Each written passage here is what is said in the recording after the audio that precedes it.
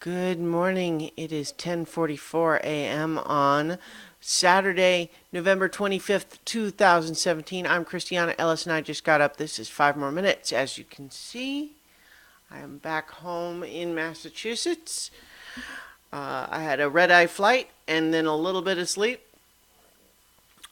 So I'm still a little, like this.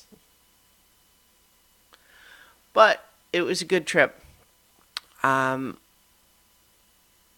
I did go with my mom and stepdad to go see Justice League yesterday, and I will say that while not perfect, I do consider it a dramatic improvement from Man of Steel and Batman vs. Superman.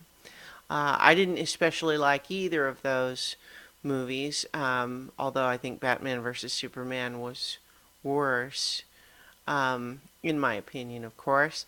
I primarily objected to the tone and just felt like one of the best things about Superman is how hopeful he's supposed to be. And like even in Man of Steel, like they say, oh, the S, it's not an S, it stands for hope. And I'm thinking, yeah, except you didn't make very hopeful movies.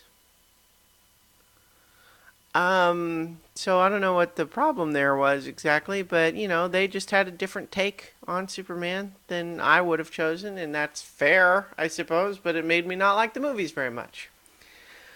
And everything just kind of spirals out from there in terms of tone. So the new one is interesting in the sense that Zack Snyder, the director of Man of Steel and Batman vs. Superman, suffered a personal tragedy during the making of Justice League, which is horrible, of course, and no snark there. Even, I don't generally enjoy his movies very much, but obviously nobody wants anyone to suffer a personal tragedy. But as a result of this tragedy, he felt that he needed to step down prior to finishing the movie. And Joss Whedon stepped in, and he is a filmmaker who I have enjoyed quite a bit.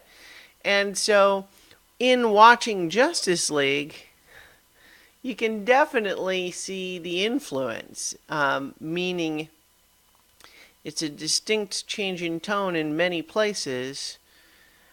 And so that makes me feel like, yeah, that is probably Whedon's influence. And those are kind of the parts that I liked the most. Meaning the parts where it's really just the cast getting to interact with each other, character moments, those sorts of things are what I enjoyed. And I did enjoy it. I would even go as far as to say that I like the movie.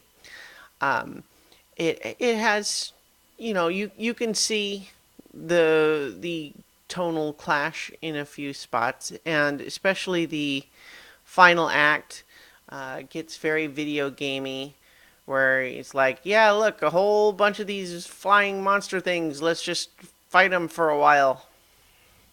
Now, to be fair, Avengers: Age of Ultron had the same problem, so Whedon doesn't get cut any slack on that particular score.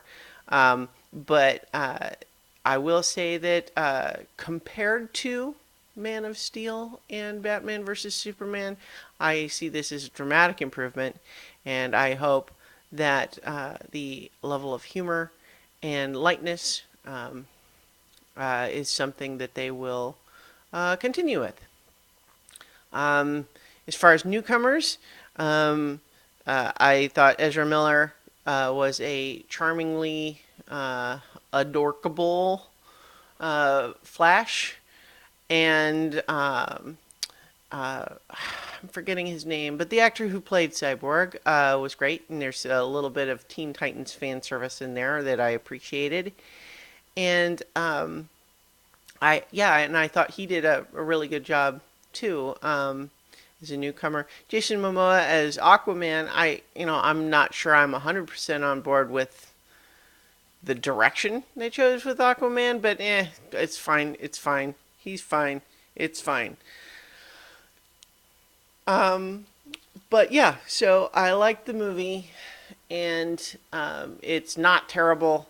It has some issues, but compared to Batman versus Superman, which had a few good scenes that were interesting and okay, and the rest was ugh, significant improvement. So I'll leave it at that, and I'm going to go pick up my dog. All right, I'll talk to you tomorrow for 5 more minutes. It's Sunday, of course, so I'll be continuing my rewatch of Ghost in the Shell Standalone Complex.